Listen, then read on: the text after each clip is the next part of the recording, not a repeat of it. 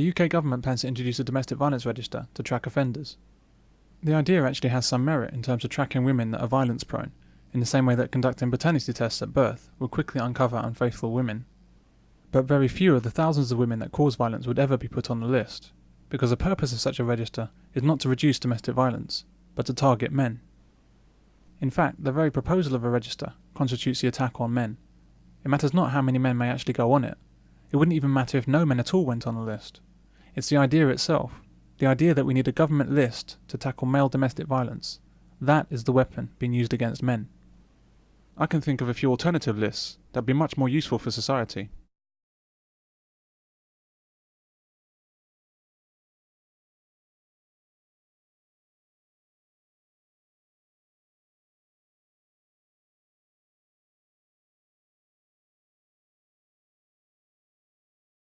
What would the consequences be if film, television and news media were to treat women in the same way that men are treated? Imagine this. You open the morning paper and see. You turn on the TV and the first item on the news? You listen to a radio in-car discussion. That evening. This ceaseless barrage over years and decades, this tirade, would lead to courses in schools about how women kill. What is it in the female mind that makes mothers kill? We'd take children away and put them in institutions. It would no longer be right for a mother to raise a child, or even keep a child. When you saw a woman on the street pushing a child's pram, you'd wonder if she was abusing the child, or if the child would even see out the day. When she went into baby changing areas of shops, you'd think, is the baby going to be safe? Why does she want to be alone with the child? What's she doing in there? I think most female sexual abuse goes undetected, and in fact I think that a lot of people cover up for their mothers. The mother can disguise what she's doing, putting cream on the child, bathing the child, holding the child in bed. You know, society thinks, ooh, that's okay, because it's a mommy. This is how poisonous it would be to make a problem with some women that murder and abuse their babies into a general problem with all women. Why are charities trying to sell this idea about men? The same brush has been used to paint all men, you know, watch out for men. These charities must be described for what they are. They are simply a front for money-making activities designed to further the cause of feminism.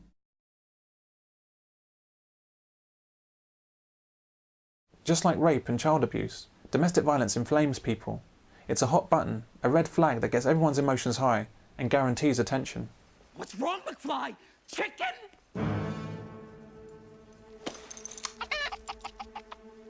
The people that orchestrate domestic violence campaigns are well aware of this and use it to maximum effect to develop political capital and income.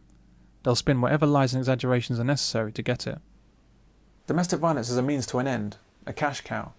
It's used as a wedge to acquire funds and political capital for other projects in the feminist agenda.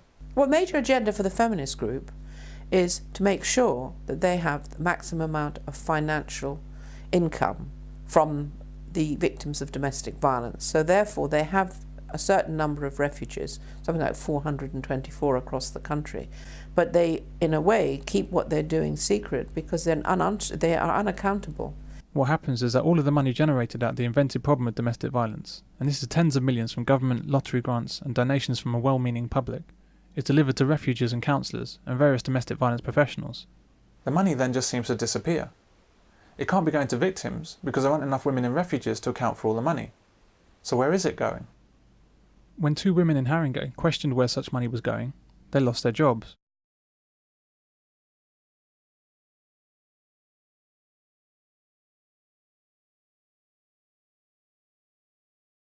As an example, they asked why £176,000 went towards helping Turkish and Kurdish victims of domestic violence in South Tottenham, when there were barely any residents in the area from these backgrounds. £176,000 of aid to help victims that simply didn't exist, yet the money somehow got spent.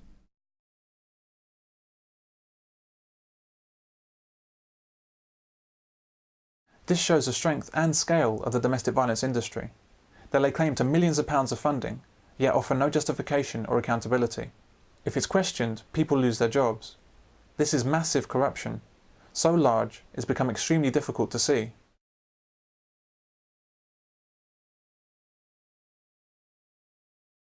Nobody denies or disputes that violence occurs in the home. However, we should ask ourselves this: Is it a big enough issue to justify the colossal national panic which has been made out of domestic violence towards women for the past 40 years? Or have we all been had? Oh, I say it again, you've been had.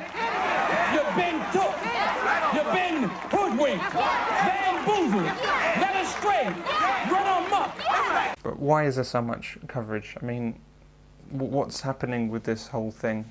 I mean, why do the Home Office care so much about something which, well, how important is domestic violence? And well, it is important to the people that's suffering from it, and I suppose if you're really truthful about it, you're never going to know the full extent because of the vast numbers of men and women that don't report it. But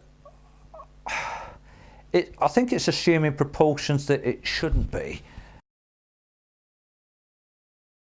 The Home Office found 3 or 4 years ago that domestic violence in those homes of well below average income, domestic violence against women was 3 times the rate of domestic violence against men. In households of well below average income.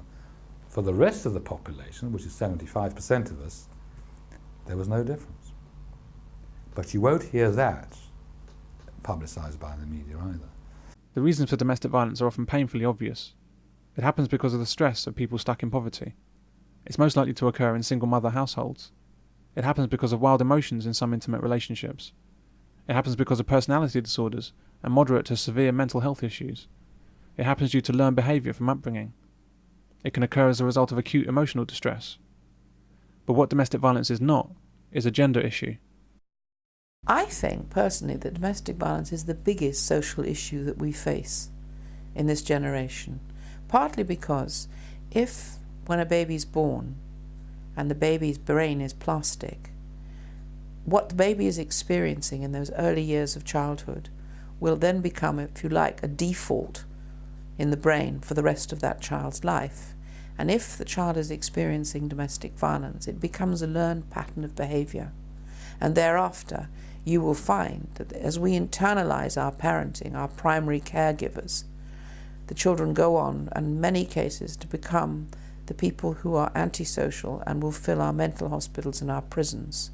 So what we've done for so many centuries is to deal with the symptoms of problems of violence. I'm asking that we start at the beginning and educate parents into how important it is that their children can have their birthright of peace and harmony. Going back to what the government's up to, reducing domestic violence was another of their very laudable aims in their Supporting Families document.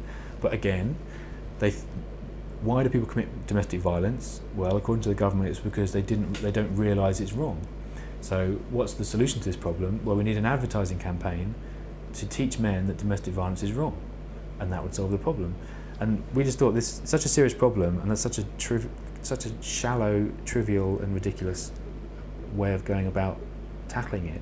Well, it isn't simple. I mean, if it was simple, Solomon, thousands of years ago, would have known what to do with the 2 women who came to him with the child. No, this is human relationships, and they're infinitely complicated. I think, first of all, we have to get as far as possible, and we certainly did in this refuge, we got the law out of the whole equation. First of all, mediation is what needs to happen. That when she or he comes into a refuge, that it is looked at and as far as possible mediated, so that the children don't suffer. So we don't suddenly have not only a war between a couple, but a war between 2 stacks of solicitors and all the attendant people. Because you have to realise that domestic violence is a $1 million business industry. Not only do you have the lawyers fighting and filling their pockets, you have the psychologists, the psychiatrists, the expert witnesses in court, all the various agencies involved. It's like a massive circus, and it has a vested interest in continuing. We have to put a stop to all that. And the way to do that is to have highly trained workers in refuges who understand the issues. And no, there isn't a training for that sort of work at the moment, because it can't come out of books. It comes out of a deep understanding of human nature. And also, those of us, and I include myself, who've come from violence-prone families, dysfunctional violence-prone families, understand the issues and understand the strategies that people use for survival. First and foremost is when a woman comes in, or even a man, and says, look, I am a victim of this situation, you have to say, you probably are a victim, but on the other hand, you made these choices, so let's look at why this ever happened and how we can change it round. And that's the beginning of the work you do. The feminist propaganda and the help that the government provides for women who experience domestic violence has resulted in a decrease in domestic violence toward men, not toward women. And my belief, for example, in America in the middle 70s, if one was to look at domestic homicides, the same number of women as men were killed in domestic situations. There were about 1,500 male domestic homicides, 1,500 female domestic homicides. In other words, 30 years ago, men and women were killing each other at roughly the same rates. There's no difference between them. If you look at the figures for the past 5 years, there has been a change, and the change is this. Now, this is after billions upon billions of dollars of government funding for women's domestic violence shelters and support shelters. It's after 30 years of wholesale propaganda about domestic violence issues. And the results and the figures are now as this. The number of women who are killed is the same.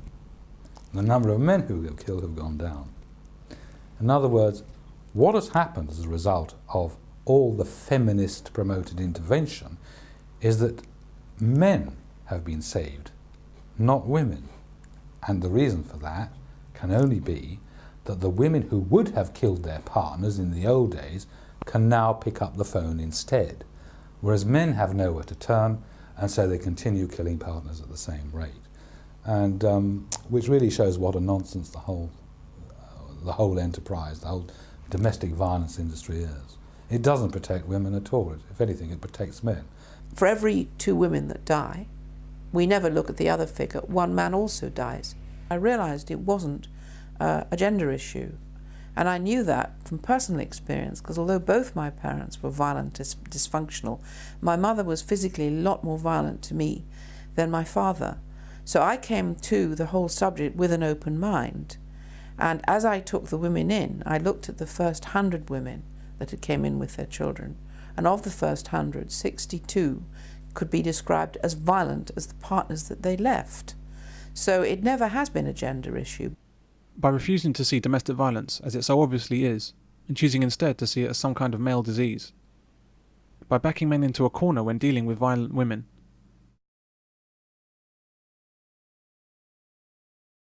And by refusing to recognise any responsibility of women in domestic violence. The domestic violence industry has failed in its stated mission of helping women. So who has it helped? What has all the legislation and advertising done? Where has all the money gone? As always with such things that don't appear to make sense, we must ask ourselves why the domestic violence roadshow is happening. We come back to cui bono, who benefits? Why are certain individuals and groups so intent on destroying any concept of individual responsibility and determined to destroy intimate relationships? Who is purposely misleading the public about the alleged crimes of men? Who is intent on justifying the expenditure of public resources, which would be better used elsewhere, or better still, not taxed from the people in the first place? We need to be following the money trail. This trail leads directly to the heads of charities. It leads to an expansionist, tax and spend government. It leads to a police force that's determined to increase its funding and its power by bringing the family into the criminal arena. It leads to the legal profession, which receives most of its income through bitter family disputes. It leads to the bosses of news outlets and magazines. It leads to the army of experts and professionals in domestic violence. Domestic violence is a feeding frenzy, where many people and agencies make a very good living out of the imagined suffering of women and the imagined evil of men. For domestic violence that actually does exist, as long as we deny that women cause at least as much violence as men do, there'll never be any help for them or any sanction against their behaviour, and the cycle of domestic violence within those families will continue. Violent people are violent, be they men or women, and quite simply, if you look at what happens in a violent family, all the children are infected. This idea that the feminists try to put about, which only boys inherit the violence through the violent behaviour, is rubbish. Girls are equally affected.